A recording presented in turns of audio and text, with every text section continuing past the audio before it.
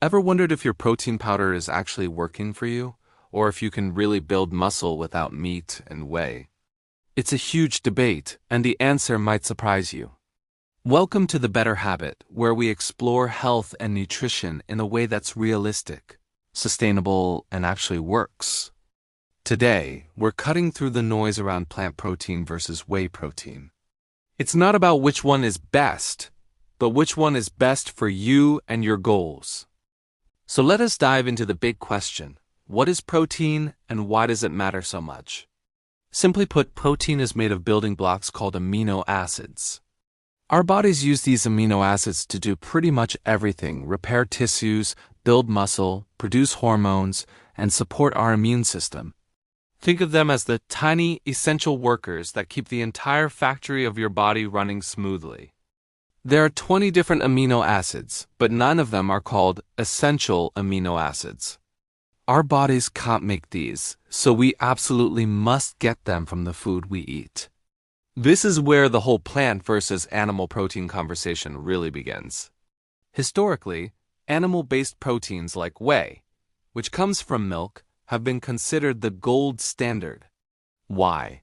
Because they are complete proteins, meaning they contain all 9 essential amino acids in proportions that our bodies can easily use. Whey protein is particularly famous for its high concentration of branched-chain amino acids, or BCAAs, especially one called leucine. Leucine is like the master switch for muscle protein synthesis, the process of building and repairing muscle. So, after a workout, a scoop of whey gives your body a quick, potent signal to start rebuilding stronger. But what about plant-based proteins? Things like pea, soy, rice, and hemp protein have exploded in popularity. The old argument against them was that most plant sources are incomplete, meaning they are low in one or more of the essential amino acids. For example, pea protein is a bit low in methionine, and rice protein is low in lysine. This led to the belief that you couldn't build muscle as effectively with plants. However, that's a very outdated way of looking at it. First, let's talk about bioavailability.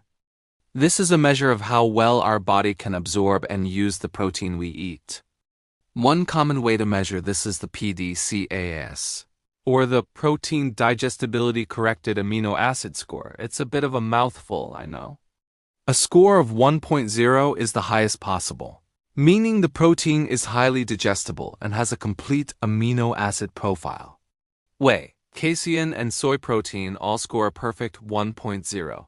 Other plant proteins like pea protein score around 0.8 to 0.9, which is still very good. This is where things get interesting. The idea that you need a perfect protein in every single meal is a myth. Our bodies are smart. They maintain a pool of free amino acids. So as long as you eat a variety of plant-based protein sources throughout the day, say, rice and beans, or a protein blend, your body can pull the different amino acids it needs from that pool to create complete proteins. It's called protein combining, and you don't even need to do it in the same meal. Your body handles it over the course of the day. So can you actually build muscle on a plant-based diet? The scientific consensus is a resounding yes. Multiple studies have compared whey protein to plant-based protein blends, like a pea and rice mix. When total protein intake and training are matched, the results are nearly identical in terms of muscle gain, strength, and recovery. The key is to ensure you're getting enough total protein and a good mix of sources. A high-quality plant-based protein powder will often blend different sources like pea, pumpkin seed, and sunflower seed to create a complete amino acid profile that rivals whey. Now let's address another big topic: inflammation. You might have heard that meat and dairy, including whey, can be inflammatory. This is a complex subject. For some people, dairy can indeed cause digestive issues or low-grade inflammation, especially if they have lactose intolerance or a milk allergy. But for most people who tolerate dairy well, whey protein itself isn't inherently inflammatory.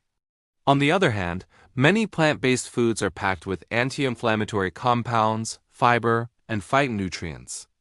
So a diet rich in plants tends to be less inflammatory overall. If you often feel bloated, gassy, or just a bit off after your Whey shake, trying a high-quality plant-based alternative could be a really insightful experiment. Another factor to consider is IGF-1, or insulin-like growth factor 1. It's a hormone that's crucial for growth, especially in childhood, and it plays a role in muscle building in adults. Dairy products, including whey, are known to raise IGF-1 levels more significantly than most plant proteins. While this can be beneficial for muscle growth, some long-term observational studies have linked chronically high IGF-1 levels in adulthood to other health concerns. This doesn't mean whey is bad, but it highlights the importance of a balanced approach. It's about the big picture of your diet, not just one supplement, so which one should you choose? It really comes down to your personal health, goals, and values. Let's reframe this. Instead of seeing it as a competition, let's see it as a choice based on what works for your body. If you tolerate dairy well, enjoy the taste, and your primary goal is rapid muscle recovery post-workout, whey protein is a fantastic, effective, and often more affordable option. It's been studied for decades and it works. If you are sensitive to dairy, experience bloating, or want to increase your intake of plant-based foods for ethical or environmental reasons, a high-quality plant protein blend is an excellent choice. It will support your muscle-building goals just as effectively, provided you get enough of it. Plus, you'll get the added benefits of fiber and micronutrients that often come with it. The most important habit here isn't about choosing the perfect protein, it's about listening to your body. How do you feel after you have your protein shake? Do you feel energized and strong or bloated and sluggish? Your body gives you feedback all the time. The habit is learning to pay attention. So here is your actionable takeaway. It's a simple experiment. If you currently use one type of protein, try switching to the other for 2 weeks. That's it. Don't change anything else about your diet or your workout routine. Just swap your whey for a plant blend or your plant protein for whey. Keep a simple journal. Note your energy levels, your digestion, how you feel during your workouts, and your recovery. At the end of the 2 weeks, you'll have your own personal data. You'll know which one makes you feel your best. There's no right or wrong answer, only what's right for you. Ultimately, building a better, healthier body isn't about one magic supplement. It's about the sum of all your small, consistent habits. It's about nourishing your body with whole foods, moving in a way you enjoy, getting enough sleep, and managing stress. A protein supplement is just that, a supplement to an already healthy lifestyle. If this helped you find some clarity, like the video and maybe share it with a friend who's also navigating the confusing world of protein powders. I'd love to hear your thoughts. What's your experience been with different proteins? Let me know in the comments. And for more simple, science-based ways to feel better every day, make sure to subscribe to The Better Habit. Thanks for watching.